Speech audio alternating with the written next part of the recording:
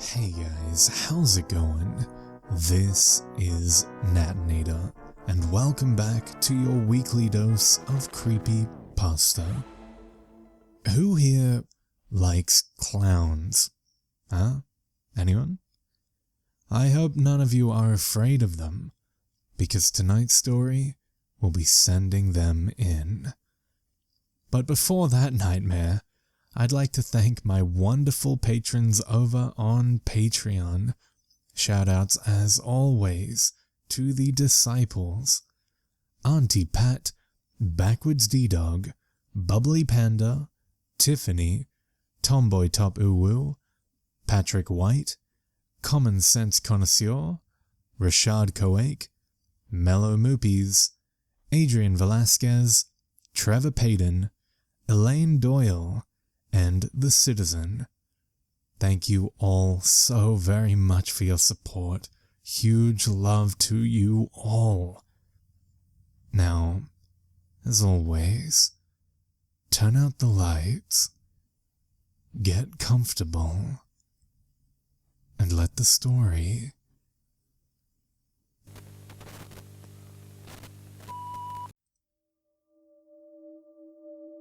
My hand trembles as I attempt to write, for after days of observing the absolute calm and stillness of the city street below, I have resolved to leave the safety of my barricaded apartment to venture through the vacant wreck that was once a city. I know full well that this silence could very well be a subtle trick to lower my defenses and let them in. But I'm almost out of supplies, and if there is a chance to escape, it must be now. While I realize that the travesty that has consumed this city may be an isolated event, you've no doubt heard about it on the news. While you might be well acquainted with the atrocities that were committed here, in the likely case that I do not live to share my secrets, I see it fit to record my experience with this phenomenon before I leave to face an unknown fate outside. It all began as a typical day would, without any sign that evil was soon to arrive. I woke early and had finished most of my morning routine when I heard a peculiar sound emanating through the bustling streets below. With toast in hand, I stepped out onto my balcony and peered down the long, flat stretch of pavement. In the distance, I spotted a figure, accompanied by a strange object, both too far away to identify. Yet I quickly understood that they were the source of the strange noise. The sound seemed to resonate off of the walls and enter into every window and alleyway. Traffic was at a dead stop, and pedestrians seemed to be frozen in place, all turned to face the distant figures. Soon I noticed that drivers nearest to the figure were exiting their cars and standing motionless, as if in a trance. Frustrated with my deteriorating vision, I retreated into my apartment and found my glasses. By the time I'd hobbled back to my balcony, the figure had gotten much closer. I could now clearly see that the figure was dressed like a clown. His face was painted white and red in a traditional fashion, and his clothes were stereotypically colorful and awkward. Despite this, I observed that he was not walking, but flipping and twisting and rolling and doing cartwheels, all with a wide, toothy smile plastered on his face. I could also distinguish the object that traveled with him. It was a calliope, a travel-sized steam organ with no musician. It played a looping song continuously and independently of the clown. It also somehow managed to travel alongside the clown at a constant pace. By then, the melody that it had created and had sent throughout the city had become clear. It was a type of circus music that wouldn't seem out of place at a carnival.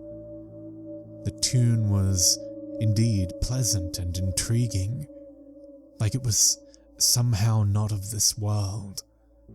But I didn't understand why so much attention had been given to this clown, and why the police hadn't arrested him for performing in the middle of crowded intersections. I looked out across the street to another man who had also stood on his balcony to get a better view. He looked genuinely fascinated and mesmerized, but not as confused as I was. He fixated on the clown with wide, spastic eyes. In an act that I would later consider to be foolish, I shrugged off the oddity of the situation and went back into my apartment. Surely, I reasoned, despite the energy of the clown and the pleasantness of the melody, this stunt wouldn't last longer than an hour before everyone grows irritated by their delay and continues as normal. Nevertheless, with each passing minute, the music became louder and clearer as the clown approached my apartment.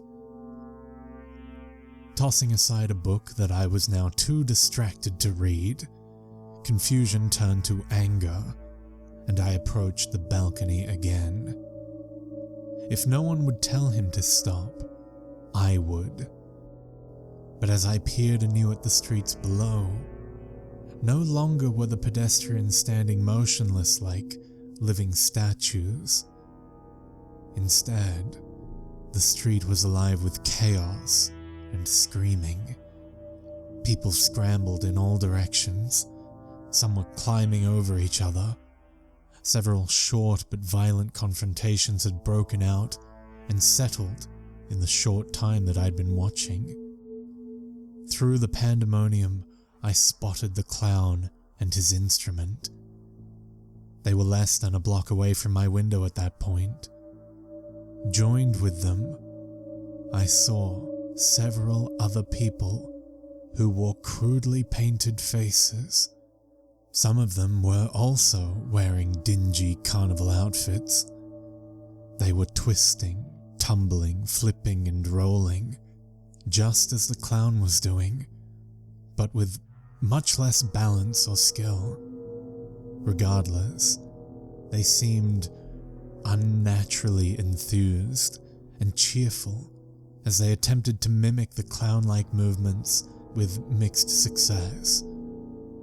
This crowd of pseudo-clowns grew larger as more people joined in, each with white paint smeared on their faces. I then realized why there was so much chaos in the street.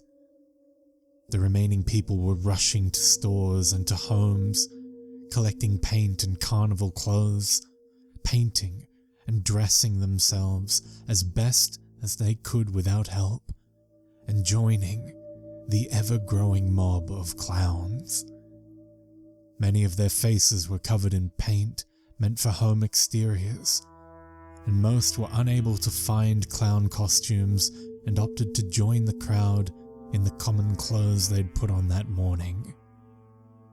My neighbor from across the street was among them, dancing and performing with a wide grin.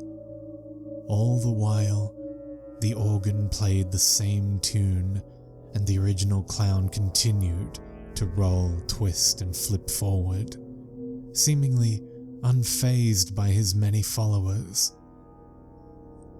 By the time the original clown and his organ had passed my apartment, only a few normal-looking people remained outside the mob. Some were still frantically looking for paint, while others stood bewildered and looked just as confused as I was as they watched the crowd continue down the street. Eventually, the horde had nearly reached the other end of town, and the music which was once blaring had once again faded to a distant and faint drone. I stood motionless for several minutes, reflecting on my own sanity. I could conjure no ounce of logic that could explain the madness that I had just witnessed. Never before had I even imagined something like that happening to our small city. I could see that the remaining people that dotted the streets below were shocked as well. Eventually, they began returning to their homes, as did I. The rest of the day passed in an eerie silence, save for an occasional echo of that devilish carnival music. At one point later that day, I spotted the crowd crossing an empty intersection 2 blocks away. They seemed to be weaving through the city like a needle through concrete fabric. They were most likely picking up more brainwashed clowns to join their horde. But why? Why did normal people just abandon their lives in order to follow a random clown? Could it be possible that the music had somehow changed them? Then I realized something that I had not considered before. Within the last 5 years, my advanced age had taken much from me. My strength, eyesight, and hearing had deteriorated quickly in that short time frame. Without the hearing aid that I now wear, I would only be capable of hearing a very limited range of sound frequencies. Remembering that most of the people I saw unaffected by the music were either elderly or near deaf, I realized that my condition was a protection in disguise. It was a barrier between me and the music. If you're reading this, and you learn only one thing from my experience, know that the power that this clown has over the minds of its victims stems from the music. If you cannot hear specific frequencies, you may evade the clown's grasp. The rest of the day passed slowly. Periodically, I would return briefly to my balcony, only to be greeted by a city that had been deserted, with the exception of a few individuals that had been gifted with hearing impairments. It was faint, but at times, if it carried just right on the afternoon breeze, I could hear familiar carnival music in the far distance. Eventually, the sun drifted quietly over the horizon, and I decided to try and get some sleep. Nearly an hour after midnight had struck, I was awoken by a distant noise becoming increasingly more audible. I awoke from my bed, picked up my glasses, and approached my balcony once more. Somehow, power to the city had been turned off. Though the street lamps and windows of the city were as dark as night, a light was approaching from one end of the street. As it drew near, I realized that the clown and his horde of followers were returning. Many of them were carrying torches, and the familiar melody that had haunted the morning could be heard clearly again. Many thousands had joined him since then. Adults, elderly, and children alike, all had painted faces and were spinning, flipping, and rolling onwards. Some people, obviously physically impaired, tried desperately and painfully to twist and contort for an imaginary crowd. Others clapped and waved as their heads turned in all directions, as if they were accepting applause from the surrounding vacant windows. I watched in horror as one man, while holding a torch, attempted to walk on his hands, only to crash painfully to the ground. The torch ignited his carnival outfit, and he was soon engulfed in a burning flame. Despite this, he seemed oblivious to his condition as he stood back up and blew kisses to his imagined audience. Before long, his burns proved too severe.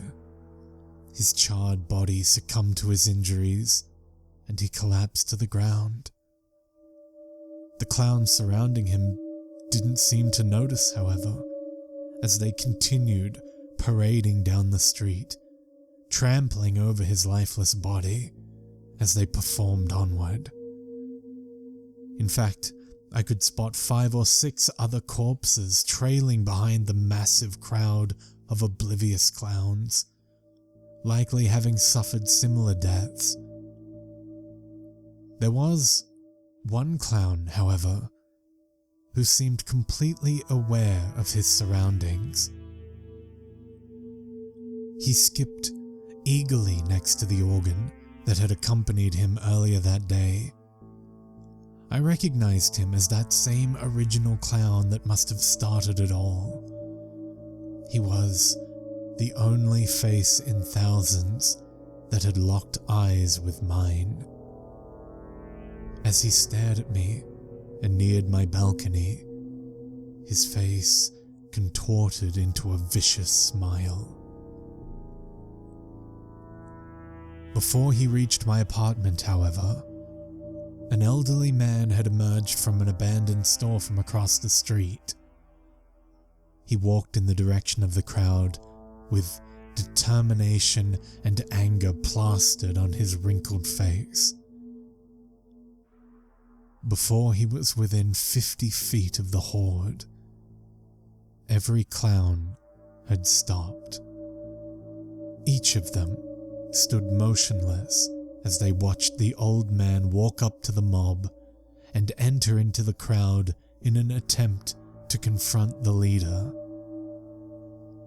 When the man finally reached him, his shouts of anger and profanity were so loud and powerful that I could hear them over the blazing music from where I stood.